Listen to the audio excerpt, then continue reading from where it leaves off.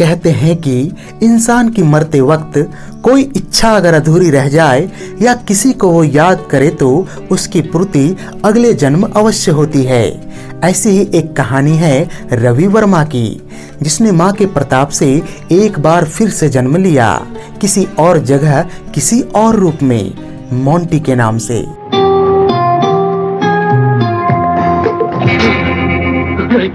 नहीं डॉक्टर साहब, इस बार मैंने कुछ और भी देखा है।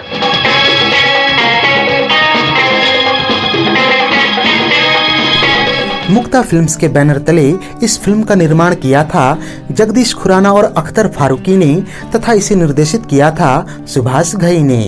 साल 1975 में आई मशहूर American film Reincarnation of Peter proud की कहानी पर बनी इस फिल्म के पटकथा व संवाद लिखे थे क्रमशः सचिन भौमिक और डॉक्टर राही मासूम रजा ने। तकरीबन 2 घंटे 37 मिनट की लंबाई वाली इस फिल्म को रिलीज किया गया था 27 जून 1980 को तथा इसके प्रमुख व सहायक भूमिकाओं में नजर आए थे ऋषि कपूर, राज किरण, सिमी गरेवाल, टीना मुनीम, प्रेमनाथ, प्राण, दुर्गा खोटे, जलाल आगा, पिंचू कपूर, इफ्तिखार, मैक मोहन, अरुणा ईरानी आदि। फिल्म कर्ज की लोकप्रियता में इसके गीत संगीत ने भी अहम भूमिका निभाई थी, जिनके धुन तैयार किए थे लक्ष्मीकांत प्यारेलाल ने तथा बोल लिखे थे आनंद बख्शी ने। फिल्म में कुल 6 गीत रखे गए थे, जिनके बोल थे ओम शांति ओम, पैसा ये पैसा, दर्द दिल, दर्द जिगर, तू कितने बरस की, कमाल है और एक हसीना थी। फिल्म के इन गीतों में अपनी मखमली आवाज दी थी लता मंगेशकर, किशोर कुमार, आशा भोसले, मोहम्मद रफी, मन्ना डे और अनुराधा पौडवाल ने। चलिए अब जान लेते हैं इस फिल्म से जुड़ी 15 खास अनसुनी बातें। फैक्ट नंबर 1, फिल्म कर्ज साल 1980 में सर्वाधिक कमाई करने वाली फिल्मों के 9वें पायदान पर रही थी। इसका कुल बजट था तकरीबन 60 लाख रुपए तथा इसने बॉक्स ऑफिस पर 2 करोड़ 75 लाख रुपए कमाए थे। इस लिहाज से इसे सेमी हिट घोषित किया गया था। अगर बात करें इस साल की शीर्ष 3 कमाऊ फिल्मों की तो पहले स्थान पर रही थी फिल्म कुर्बानी, जिसने 6 करोड़ रुपए कमाए और सुपरहिट कहलाई। दूसरे स्थान पर रही फिल्म आशा, जिसने 5 करोड़ रुपए कमाए और यह ब्लॉकबस्टर कहलाई, तथा तीसरे स्थान पर रही फिल्म राम बलराम, जिसने 4 करोड़ 75 लाख रुपए कमाए और यह सेमी हिट कहलाई। फैक्ट नंबर 2, जैसा कि हमने आपको पहले ही बताया है कि फिल्म कर्ज की कहानी साल 1975 में आई American film Reincarnation of Peter Proud पर आधारित थी, लेकिन कई फिल्म समीक्षक यह भी मानते हैं कि रीइंकार्नेशन ऑफ पीटर प्राउड स्वयं भी साल 1958 में आई बिमल रॉय की फिल्म मधुमती से आंशिक तौर से प्रभावित थी। खैर बात जो भी हो, पर कर्ज की लोकप्रियता को देखते हुए इसे कई बार रीमेक किया गया। ये रीमेक थे साल 1984 की तमिल फिल्म इनक्कुल ओरुवन, 1985 की तेलुगु फिल्म आत्मा बलम, 1989 की कन्नड़ फिल्म युग पुरुषा तथा 2008 की हिमेश रेशमिया स्टारर कर्ज। फैक्ट नंबर 3, इस फिल्म के गीतों की लोकप्रियता का अंदाजा आप इसी बात से लगा सकते हैं कि तकरीबन इसके हर गाने के बोल पर एक न एक फिल्म बनी है। मसलन साल 1985 की पैसा ये पैसा, 1998 की मैं 16 बरस की, 2004 की एक हसीना थी, 2006 की आशिक बनाया आपने, 2007 की ओम शांति ओम आदि। फैक्ट नंबर 4, संगीतकार जोड़ी लक्ष्मीकांत प्यारेलाल में से प्यारेलाल जी के भाई गोरख शर्मा ने फिल्म के लिए गिटार पर एक विशेष प्रकार का धुन बजाया था, जो कि फिल्म के दौरान कई बार आता है।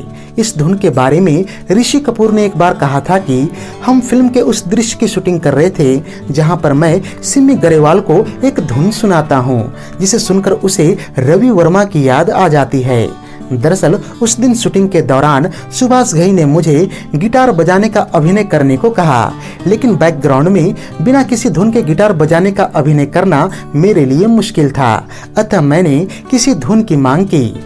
ऐसे में तत्काल कोई धुन तैयार कर पाना बड़ा ही मुश्किल था, लेकिन गोरख शर्मा ने अगले कुछ घंटे में एक गिटार पीस तैयार करके भिजवा दिया, जिसके बाद उस दृश्य की शूटिंग पूरी हो सकी थी। बताता चलूं कि गोरख शर्मा ने इस धुन को साल 1978 में आई अमेरिकन गायक संगीतकार जॉर्ज बेंसन की धुन वी एज लव से प्रभावित होकर बनाया था।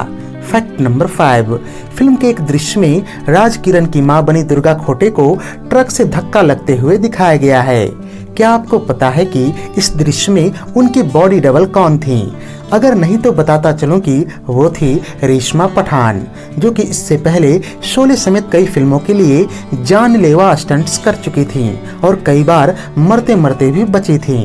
कहा जाता है कि कर्ज फिल्म के इस दृश्य की शूटिंग के दौरान भी रेशमा पठान को ट्रक से काफी जोरों का धक्का लग गया था, जिस कारण उन्हें काफी चोट भी आई थी। फैक्ट नंबर 6, इस फिल्म में कामिनी के रोल के लिए जब सुभाष घई ने सिमी गरेवाल से संपर्क किया तो उन्होंने फिल्म को यह कहते हुए मना कर दिया कि इस नेगेटिव रोल से तो मेरा कैरियर ही बर्बाद हो जाएगा। यह सुनकर सुभाष घई ने उन्हें आश्वस्त किया कि ऐसा कुछ भी नहीं होगा, बल्कि यह रोल तो हमने आपको ही ध्यान में रखकर लिखा है। असमंजस में फंसी सिमी ने सुभाष घई से कहा कि मैं ये रोल करने के लिए इस शर्त पर तैयार हूँ कि इसे पूरी तरह से नेगेटिव न दिखाया जाए। इस तरह से सुभाष घई ने उनको फिल्म के लिए साइन कर लिया। लेकिन जब शूटिंग तकरीबन पूरी होने को आई तो सिमी को लगने लगा कि वायदे के अनुसार सुभाष घई ने उनके किरदार को सहानुभूति देने वाले एक भी दृश्य शूट नहीं किए, अतः वो नाराज हो उठी। ऐसे में सुभाष घई ने यह तर्क दिया कि आपका role reincarnation of Peter Proud के जिस कैरेक्टर पर आधारित है वो भी पूरी तरह से नेगेटिव है। ऐसे में हम आपके रोल में कोई भी बदलाव नहीं कर सकते। फैक्ट नंबर 7, उन दिनों की बॉलीवुड फिल्मों में मुख्य नकारात्मक किरदार के रूप में एक महिला को दिखाया जाना फिल्म के वजन पर प्रभाव डाल सकता था। अतः सुभाष घई ने प्रेमनाथ के द्वारा निभाया गया सरजूड़ा का किरदार फिल्म में जोड़ा।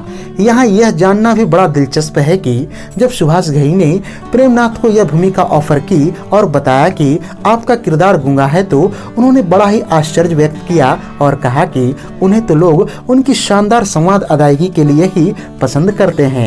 खैर, सुभाष घई के कहने पर वो इस प्रयोग को तैयार हो गए और जब फिल्म रिलीज हुई तो उनकी भूमिका को देखकर दर्शकों ने दांतों तले उंगलियां दबा ली। फैक्ट नंबर 8, फिल्म के लोकप्रिय गीत दर्दे दिल दर्दे जिगर को आनंद बख्शी ने एक गजल के शक्ल में लिखा था, लेकिन सुभाष घई का मानना था कि फिल्म में मोंटी का किरदार एक पॉप सिंगर जैसा है, अतः उस पर गजल टाइप गाने नहीं फिल्माए जा सकते। इस तरह से उन्होंने लक्ष्मीकांत प्यारेलाल से गाने को मॉडर्न धुन में ढालने के लिए कहा। इस गीत में रफी साहब की आवाज तो बाकमाल है ही, लेकिन एक और चीज जो इस गीत को खास बनाती है वो है इसमें बजने वाला वायलिन पीस।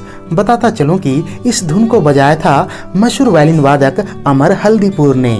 फैक्ट नंबर 9, इस फिल्म के दोनों मुख्य पुरुष किरदारों रवि वर्मा और मोंटी के लिए सुभाष घई विनोद खन्ना और धर्मेंद्र को चाहते थे, लेकिन समस्या यह थी कि तब तक दोनों की उम्र इन किरदारों के हिसाब से काफी अधिक हो गई थी।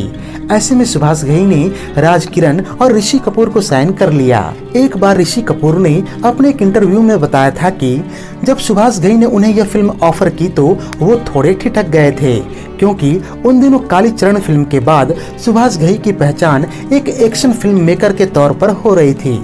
खैर, ऋषि ने उनसे कुछ दिन सोचने का समय मांगा।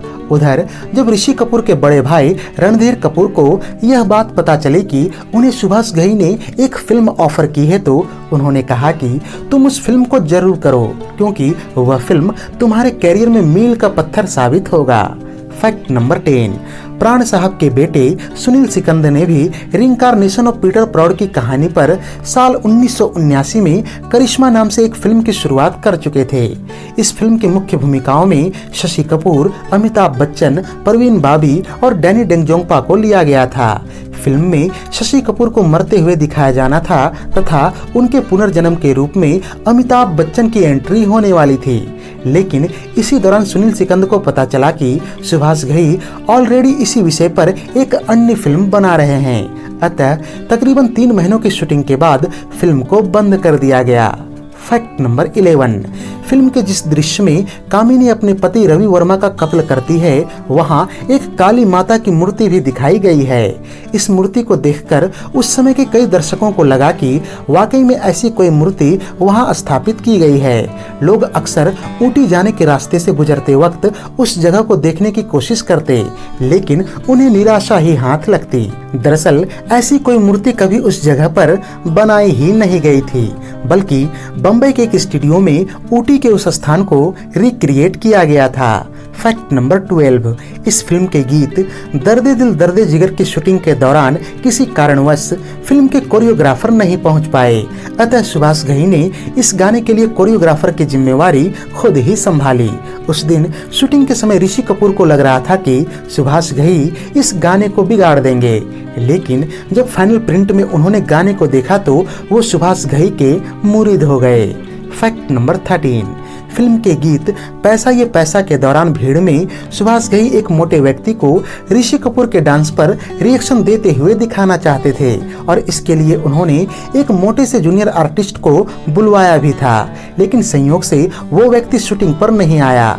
ऐसे में सुभाष घई ने स्वयं उस भूमिका को करने का फैसला किया और यहीं से उनका अपनी फिल्मों में कैमियो रोल करने का सिलसिला भी शुरू हो गया। फिल्म कर्ज के बाद उनके निर्देशन में बनी तकरीबन हर फिल्म में उनकी उपस्थिति किसी न किसी गाने के दौरान दिखती है। फैक्ट नंबर 14, इस फिल्म के गानों को उन दिनों के साथ साथ आज भी लोग बड़े चाव से सुनते हैं और इसकी भूरी भूरी प्रशंसा भी करते हैं, लेकिन यहाँ यह जानना भी बड़ा दिलचस्प है कि इसके कई गाने विदेशी धुनों या गीतों से प्रभावित होकर बनाए गए थे। मसलन ओम शांति ओम साल 1978 में आई लॉर्ड शॉटी के गीत शांति ओम से एक हसीना थी 1978 में आई जॉर्ज बेंसन की धुन वी एज लव से तथा तू कितने बरस के गीत के बोल साल 1959 में आई Hollywood film The Sound of Music के गीत 16 गोइंग ऑन 17 से प्रभावित थी। खैर, इन बातों को दरकिनार कर दिया जाए तो फिल्म के गाने वाकई बाकमाल थे और इस बात का सबूत साल 1980 के बिना का गीतमाला की सूची को देखने से भी मिलता है, जहां इसके गीतों ओम शांति ओम और तू कितने बरस की को क्रमशः दूसरा और 13वां स्थान हासिल हुआ था। फैक्ट नंबर 15, साल 1981 में आयोजित 28वें फिल्म फेयर अवार्ड्स में इस फिल्म को बेस्ट म्यूजिक डायरेक्टर के लिए लक्ष्मीकांत प्यारेलाल, बेस्ट लिरिसिस्ट के लिए Anand Bakshi, best male playback singer के लिए किशोर कुमार और मोहम्मद रफ़ी तथा बेस्ट सपोर्टिंग एक्ट्रेस के लिए सिमी गरेवाल समेत कुल 6 नॉमिनेशंस मिले थे, लेकिन दुर्भाग्य से यह फिल्म केवल बेस्ट म्यूजिक डायरेक्टर के लिए एक ही अवार्ड अपने नाम कर पाई थी। तो ये थी साल 1980 की लोकप्रिय फिल्म कर्ज पर हमारी एक विशेष प्रस्तुति। उम्मीद है कि यह वीडियो आपको बेहद ही पसंद आई होगी। अगर वीडियो पसंद आई हो तो इसे लाइक और शेयर भी कर दें तथा ऐसे ही दिलचस्प वीडियोस की नोटिफिकेशन पाने के लिए चैनल को सब्सक्राइब करके बेल आइकॉन में ऑल का बटन दबा दें। धन्यवाद।